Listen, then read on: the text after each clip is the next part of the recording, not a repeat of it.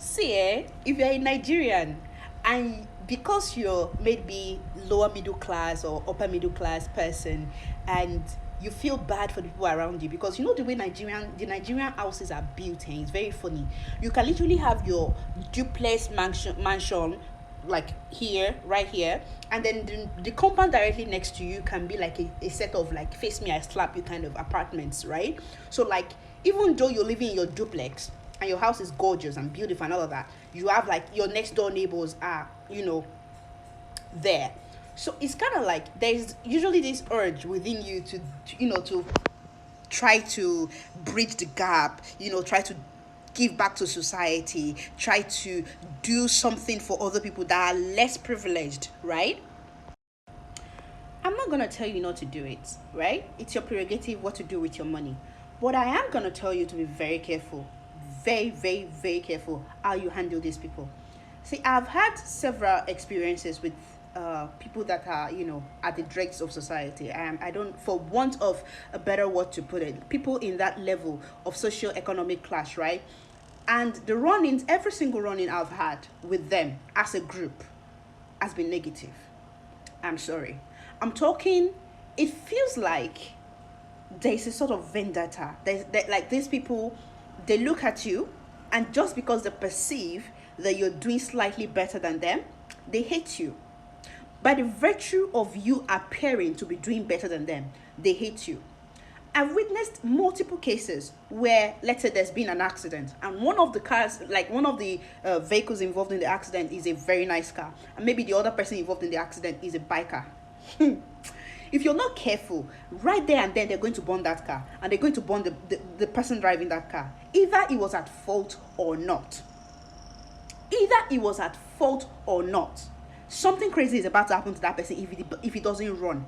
And when you like, to some extent, while I do not I do not support hit and runs, sometimes hit and runs happen because there is no other choice. Because if you try to help, what then happens is that these people are going to come in large numbers, and now you are outnumbered. You're the only one there, and there's nobody on your side. There's nobody trying to find out the facts. There's nobody trying to see what really went down, and you're a target. For the mere fact that you smell nice, you look nice, and you have a nice car, hey, you're about to see hell. And there is this, should I say, sense of entitlement, right? It's like when you give them something, they're going to thank you. But then if you make it a habit of giving them things, then there's this part of their mind, their brain that activates, and they start to feel like it's some sort of right. Like they have a right to whatever it is you're doing for them. So like, say for instance, you take an interest in your mechanic, you start to give him things, you start to, be there for him outside of him just being your mechanic. Don't be surprised that this person is going to start demanding things from you. He's going to start asking you for things that are outrageous, right? Because somehow they get it into their head that they are entitled to whatever it is you're doing for them. By the very virtue that you're doing better than them, and they are in wherever stage they are in life, you hold them. And we've seen this happen. We've seen this play out. Each time a celebrity steps out, and maybe there's somebody that has gone viral in their poverty, and a celebrity steps out and tries to help, what always happens? What happens? You notice a trend. These people become entitled. These people start behaving a certain way. It's kind of like, it's like clockwork. It's like there's a clock on it. Just give it time. Give it time. Give it time. This person is going to behave in some outrageously horrible way that you're going to start questioning, why did I help this person? Why did I do this thing? Right? Talk of Shegun Waya. Talk of what's this dancing to these two guys that were dancing at a restaurant. Talk about them. Talk about Olajumoke Orishaguno. Like each time a celebrity steps out and tries to help somebody, all of a sudden there's an entitlement that comes up, and it's like, I don't owe you. But then in their minds you do. In their minds it feels like just because you're doing better, just because for some reason your paths crossed, you owe them something. You're supposed to do something for them. I remember there was this one time my younger sister got it into her head to put money together and buy some food stuff and take it to Sabo and just distribute, right? Because it was festive period and she was feeling generous. And we went over there and we did all of that. And when what we were sharing was finished and we wanted to leave, You need to see what happened. There was a rush. There was a rush that was not about their need. I looked at them, it wasn't about their need. I saw hate. I saw pure, undiluted hatred. I saw hatred that made me feel fear in my soul. It was like the ones who didn't get stuff could have slaughtered us to get it. If there was an assurance that if they killed us, they would get it, they would have. That's how I felt. I made up my mind that day that I'm probably never going to do that again. If I have money to spare, I'll probably send it to a charity. I'll probably just put it in an envelope and give it to someone randomly, because I am not about to put myself in that situation again. And recently, the most recent event that triggered this outburst of mine, right, is I lost a cat. Like, my cat just went missing. My cat had kittens, and one of them went missing. So my son came home and was like, oh, his friend told him that he saw the kitten somewhere. And I was like, oh, really? Well, go get it. And they went and they came back and they were like, oh, there was a woman there and she said it's her cat and she can't let us have it. And I'm like, okay, are you sure it's ours? She said, now kids. It was like, oh yeah, I'm sure it's ours. So I was like, okay, let's go over there. Let's go check. So I went over there. I got there. I saw the cat. It looked exactly like mine. So when I got there, the first thing I noticed was that the kitten was tied with a rope on the neck, and the thing was tight. And I was like, what the fuck? Why would you like do this to a cat? It's a cat. It's not a dog. You don't tie animals like this. So my first instinct was to loosen the thing around the cat's neck. And as I was bent over loosening it, this woman came out of, like, it's a long corridor. I was outside. It was a long corridor, and she just came and she rushed at me. She pushed me violently. I was like, hey, it's my cat. And she was speaking Yoruba, and she was like, it's my cat. And I'm like, okay, first of all, I think this is my cat. But second of all, that's not even the bone of contention here. I'm just trying to loosen this thing because the cat is suffocating. The cat is uncomfortable. And she was yelling and she was screaming, and she started to pull at my dress. Mind you, I was wearing a very flowy, spaghetti gown kind of thing. So it was very casual. I didn't go there looking for a fight, right? So like when she grabbed at my dress and started to pull it, I was like, girl, okay, it's just a cat. You can have it. Like, I literally just gave her the cat. Like, okay, don't pull at my dress. You can have the cat.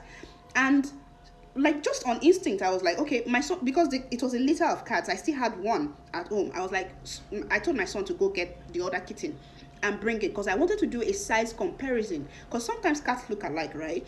And just maybe if they didn't look too much alike in terms of size, I might be able to differentiate. So he brought my cats from the house, and I looked at them, and at that point I wasn't sure. My cat had been missing at this point for like 8 days.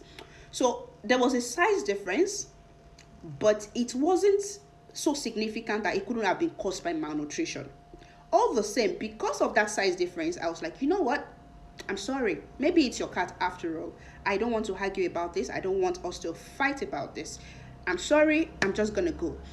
And I told my son, you know what? The cat will have another litter. So like, I was just going to let it go, because I told my son, you know what? Just forget about the cat. This woman grabbed onto my dress and refused to let go, even after I had given her the cat. And at that point, I was like, can you please let go of my dress? Like, I don't want to fight you. I'm sorry. You know what? Let's just dead this issue. Let's just let it go. And eventually she let me go. There was a guy there who was shouting.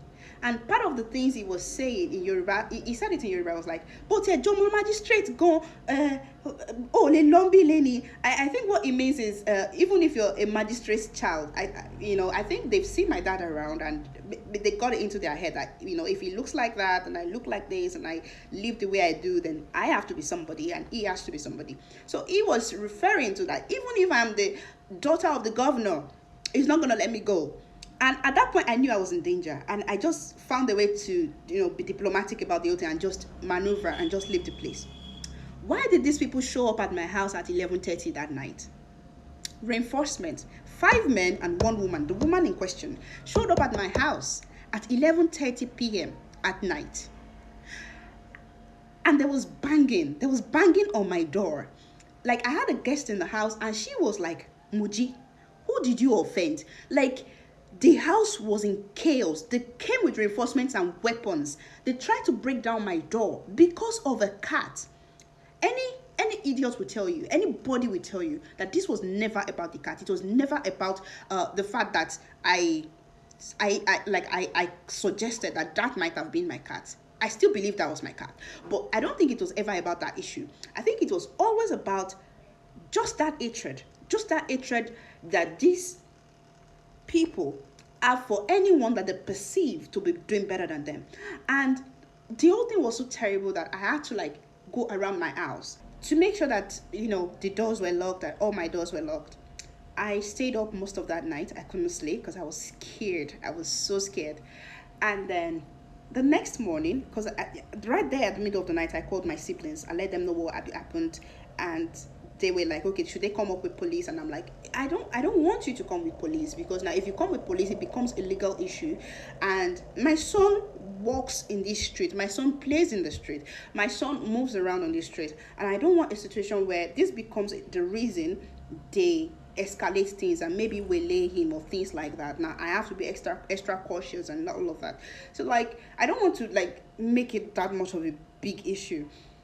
I'm not ready to move out of the house, right? So it's all of those things.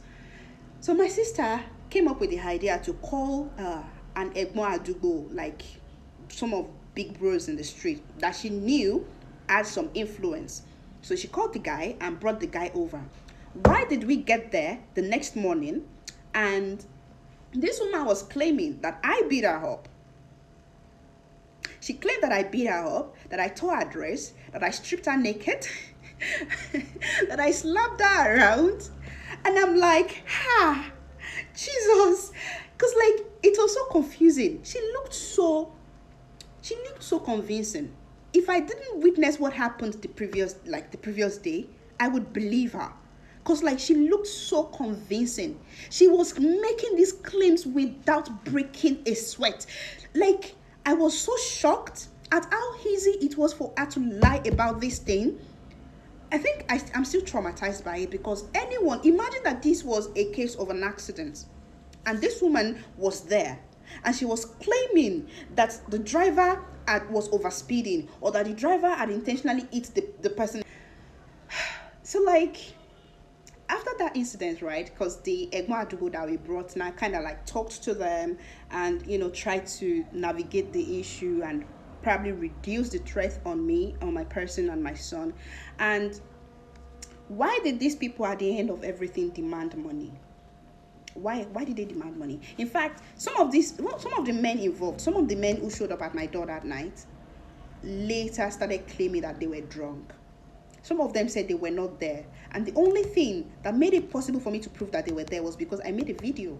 It wasn't even I who made the video. I was too traumatized. I was shaking. It was my friend who was in the house who made the video. And she was the one who ended up showing the video to this Egmo Adugo and my siblings that, look, these people that are claiming they were not there, they came together. They were there together. And these people were claiming that they were drunk the previous night when they came to my house at 11:30 and tried to break down my door because of a cat. And based on things that didn't happen, mind you, at least two of the people who came to my house that night were witnesses to what happened in the afternoon.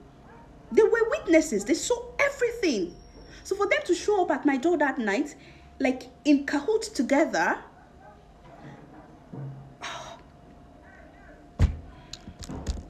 see, just stay away from these people. That's all I'm going to say. As much as you can, as much as you possibly can, stay the hell away from these people. I know you think you're like, just don't get involved. Don't get involved with them. Don't entertain them. Don't bring them closer. Don't do anything. Just whatever charity you want to do it from a distance. Because like, this woman's children used to come into my living room. They used to eat in my house. They used to spend time in my house. Like, I went there thinking we're neighbors. Like, in my head now I'm thinking, what the hell was I thinking? We're not neighbors. Not in that way.